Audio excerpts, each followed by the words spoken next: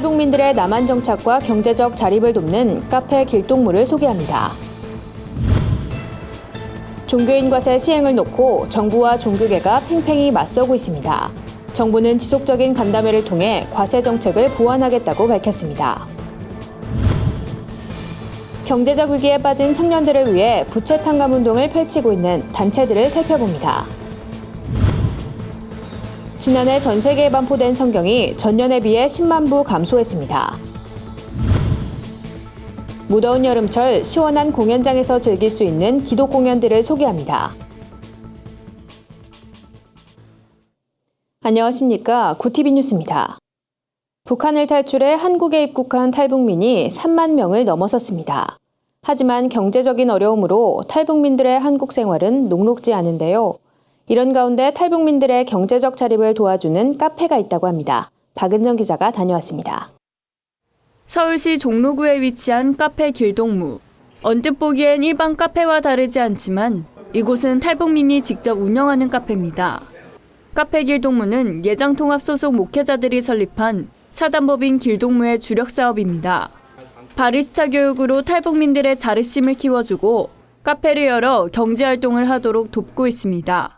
카페라는 곳이 다양한 사람들과 만날 수 있는 그런 공간이고 또 만남의 장소이기 때문에 그걸 통해서 남한 사회에 그들이 경험해 보지 못했던 문화나 여러 가지 어떤 사람들을 이렇게 볼 수 있는 그런 장소가 카페가 아닌가 해서 이제 그런 부분들을 가지고 이제 이런 사역을 준비하게 되었습니다. 낯선 환경에 적응하지 못했던 탈북민들도 어느덧 조금씩 변화하는 모습을 보이고 있습니다. 카페를 운영하면서 다양한 사람들을 접하다 보니 어느새 남한 사회의 당당한 구성원이 됐습니다. 최강선 목사는 탈북민들이 일터에서 하나님의 사랑을 몸소 체험하길 바란다며 나아가 직접 카페도 창업해 남한에 성공적으로 정착했으면 좋겠다고 전했습니다. 여기에서 이제 수익이 발생되어지는 그 부분을 가지고서 새로운 이제 길동무 카페를 이제 세우는 것이 저희의 이제 목표고 그렇게 해서 이제 탈북민들이 경제적 자립하는데 많은 도움을 기여하고자 이제 준비하고 있는 그런 계획들이 있습니다. 따뜻한 커피 한 잔이 남북의 연결고리가 되길 바란다는 최강선 목사.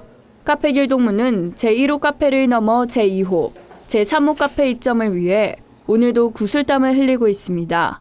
구티비 뉴스 박은정입니다. 내년 1월 시행 예정인 종교인 과세를 둘러싼 찬반 논쟁이 여전히 뜨겁습니다. 정부는 최근 개신교와 불교, 천주교 등이 참여하는 한국종교지도자협의회와 비공개 간담회를 진행하기도 했는데요. 양측의 입장 차이가 커 원만한 합의를 이뤄낼진 미지수입니다. 정부는 2년 동안 유예했던 종교인 과세를 내년 1월 차질 없이 시행하겠다는 방침입니다. 국정기획자문위원회가 종교인 과세를 2년 더 유예하는 방안을 추진하고 있지만 이는 제한 수준일 뿐이라는 게 정부의 입장입니다. 하지만 한국교회는 내년 시행에 대해 부정적 견해를 고수하고 있습니다. 여의도 순복음교회 이영훈 목사는 무조건 밀어붙이지만 말고 대화를 해야 한다며 미자립 교회들의 상황을 생각해 무리하게 시행하지 않길 바란다고 말했습니다. 불교계도 승려를 노동자로 인식하게 만드는 종교적 문제와 소득 산출의 어려움을 이유로 내년 시행을 반대하고 있습니다. 이에 대해 정부는 올 하반기에 종교인들의 의견을 듣기 위한 간담회를 이어나갈 계획입니다. 한국교회와는 교단별로 간담회를 열어 종교인 과세 보완 정책 등을 논의하겠다고 밝혔습니다.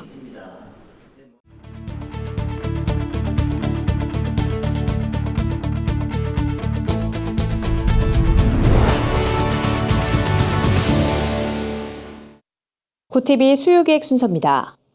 오늘은 이 시대의 강도 만난 이유신 청년들의 부채 해결을 돕는 단체들을 살펴봅니다. 대학생은 생활비와 학자금 마련이 가장 큰 고민거리입니다. 졸업을 하더라도 안정적이지 못한 직장과 학자금 대출 상환으로 경제적 어려움에 직면해 있는데요. 이들을 돕기 위해 청년부채 탕감 운동이 진행되고 있습니다. 김준수 기자의 보도입니다. 대부업체에서 빌린 돈이 걷잡을 수 없이 불어나 청춘희년 네트워크를 찾게 된 김태민 씨. 생활비를 벌기 위해 시작한 아르바이트 때문에 빚이 생길 줄은 꿈에도 몰랐습니다. 빚을 갚기 위해 부사관으로 임관했지만 불어난 부채를 감당할 수 없어 대출로 돌려막는 악순환이 반복됐습니다. 교회 안에서도 재정적인 문제의 고충을 같이 나누기도 이제 어려웠던 것 같아요. 이제 부끄럽고 또 창피하고 교회 다니기도 좀 어려울 것 같고. 실제로 생활비를 벌거나 학자금을 갚기 위해 시중은행에 비해 손쉬운 조건으로 대출해주는 대부업체를 이용하다가 낭패를 당하는 청년들이 많습니다. 김 씨는 청년부채 제로 캠페인을 통해 남아있는 부채를 갚아나갈 힘을 얻었다고 말합니다. 김 씨의 사례에서 볼 수 있듯이 청년부채 문제에 접근하는 방식은 원금이나 이자 상환을 돕는 차원에서 소비 습관 개선과 재무관리를 교육하는 방식으로 점차 변화되는 추세입니다. 데나리온 뱅크는 급하게 돈이 필요한 청년들을 돕기 위해 창립한 청년자조 금융협동조합입니다.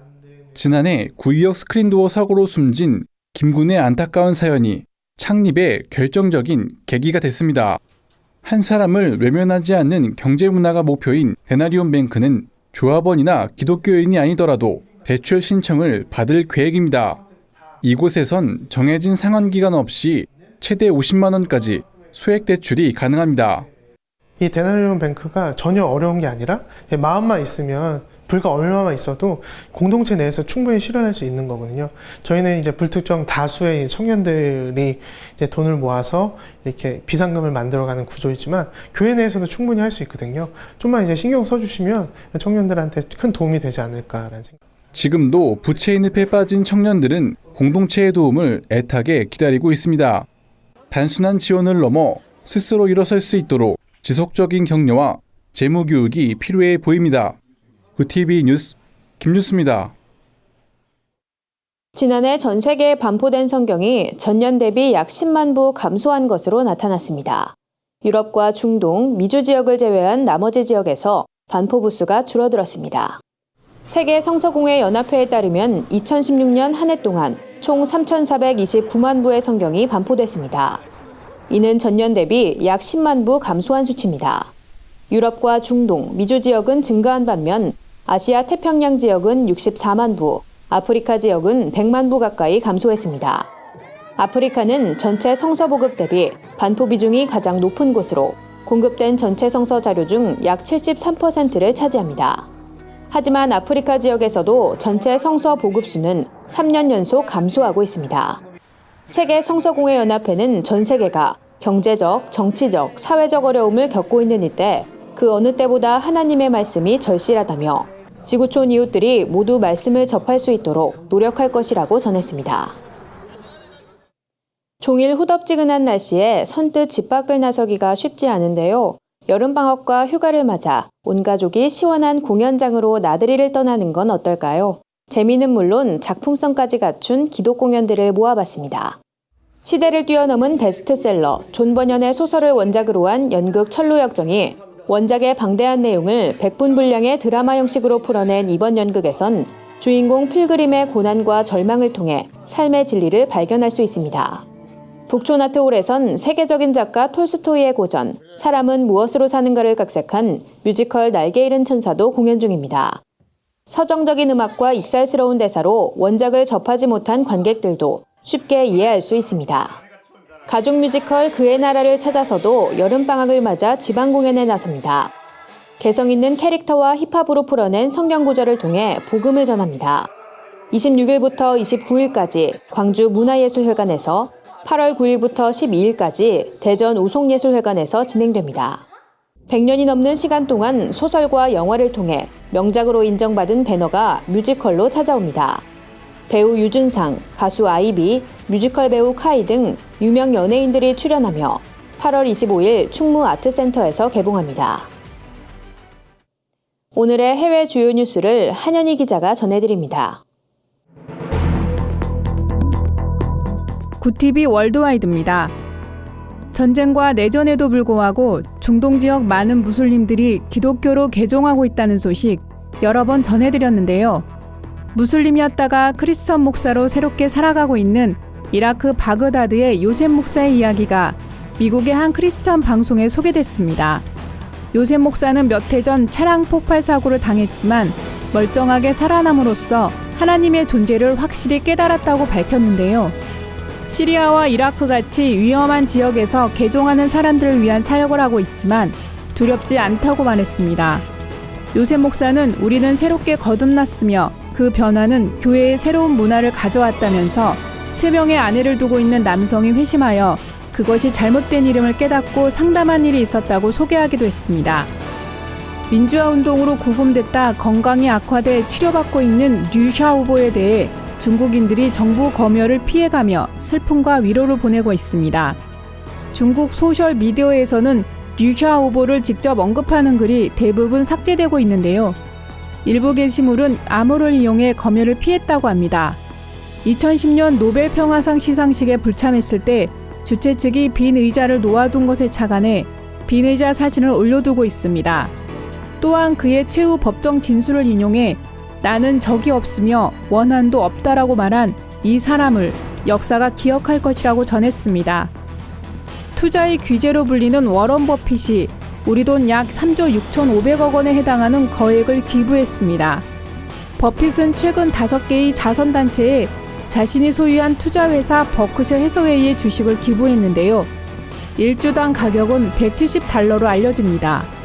버핏은 2006년부터 해마다 자선단체에 기부해왔으며 지금까지 누적 금액은 우리 돈으로 31조 6천억 원 정도입니다. 경제 전문지 포브스에 따르면 버핏은 이번 기부금 집행에도 여전히 세계 4위의 갑부 자리를 유지하고 있습니다. 빌 게이츠, 아마존 창업자 제프 베저스, 스페인 유통재벌 아만시오 오르테가 다음으로 재산이 많은 겁니다. 페이스북에서 동성애를 상징하는 무지개 깃발의 이모티콘 사용자를 차단해온 한 사역자가 살해 위협에 시달리고 있다는 소식입니다. 미국의 리치 펜코스키 목사는 기독교인을 위한 장벽이란 페이스북 페이지를 운영하고 있는데요. 무지개 깃발 이모티콘 사용자를 즉시 차단하는 형식을 취하고 있습니다. 펜코스키 목사는 무지개 이모티콘은 동성애를 옹호하는 상징이고 우리 페이지는 기독교 사역 사이트라며 우리는 크리스천으로서 죄를 환영할 수 없으며 죄는 죽음으로 인도한다고 말했습니다. 펜코스키 목사에게 거절당한 사람들은 이를 여기저기 퍼날랐고 너를 죽이겠다, 자살해라 등의 돈 없는 협박을 보내고 있습니다. 목사는 자신의 집 주소를 지역 경찰서로 바꿔놓은 것으로 전해졌습니다. 구티비 뉴스 한연입니다. 오늘의 사회 이슈를 홍희연 기자가 종합해드립니다.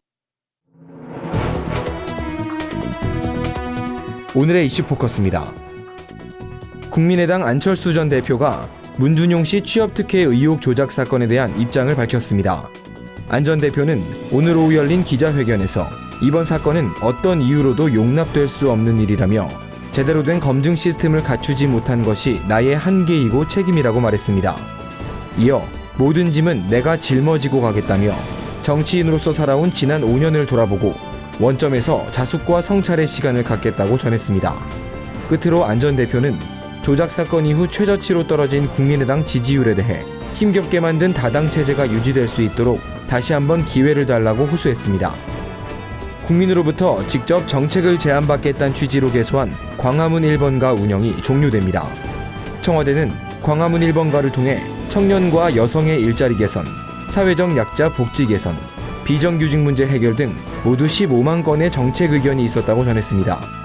해당 의견들은 앞으로 50일간 빅데이터 분석과 전문가 검토를 거쳐 구체적인 정책으로 수립될 예정입니다. 50일간의 활동을 마친 광화문 1번가는 현장 접수를 비롯해 온라인과 전화, 우편으로도 의견을 받았습니다. 청와대 관계자는 소통기구의 지속적인 운영에 대해 국민적 요구가 크다며 광화문 1번가를 상설화하도록 노력할 것이라고 밝혔습니다. 본격적인 무더위가 시작되면서 자주 발생하는 열대야로 인해 잠을 설치는 사람이 늘고 있습니다. 수면 부족이 계속되면 낮에 졸게 되는 주간 졸음증을 일으켜 원활한 사회생활을 할 수 없게 되는데요. 전문가들은 덥다고 해서 찬물에 씻는 것보다 적정 온도의 미지근한 물로 샤워를 하는 것이 잠을 청하는 데 도움을 준다고 강조합니다. 특히 잠들기 직전 스마트폰 등 전자제품을 사용하면 수면 호르몬 분비가 감소하기 때문에 아예 사용하지 않는 게 바람직하다고 조언했습니다. 또 운동은 낮 시간에 해야 하며 저녁 식사 후에는 가벼운 산책 정도로 맞춰야 한다고 말했습니다. 구티비 뉴스 홍우연입니다. 주요 단신입니다. 한국기독교 총연합회가 대표회장 선출을 위한 임시총회 소집 허가를 법원에 신청했습니다. 이와 함께 선거관리위원회를 구성하고 대표회장 선거 절차에 돌입했습니다. 선거관리위원장엔 지덕 목사가 임명됐습니다. 국제구호개발NGO 구피플이 모두의 반찬 사업을 진행합니다. 국내 저소득층 한부모 가정에 반찬을 지원하는 사업으로 오는 11월까지 40가정에 월 2차례 반찬을 지원합니다. 이 밖에도 정서교류 및 기타 생계 지원도 병행할 계획입니다. 한국생명의 전화가 오는 9월 8일 세계 자살 예방의 날을 맞이해 여의도 한강공원에서 생명사랑 밤길 걷기 행사를 엽니다. 올해 행사는 서울을 비롯해 인천과 수원, 대구, 광주, 부산 등 전국 7개 도시에서 진행될 예정입니다. 국제 어린이 양육기구 한국컴패션이 오는 9월 10일까지 어린이 꽃이 피었습니다 캠페인을 전개합니다. 컴패션은 어린이 결혼을 신청하는 모든 후원자에게 꽃다발과 감사카드를 전달합니다. 신청자 중 일부를 선정해 개그우먼 송은희 씨와 가수 김범수 씨가 직접 감사 꽃다발을 배달할 계획입니다. 이상으로 뉴스를 마칩니다. 구TV 뉴스는 인터넷 신문 데일리 굿뉴스를 통해서도 보실 수 있습니다. 시청해주신 여러분 고맙습니다.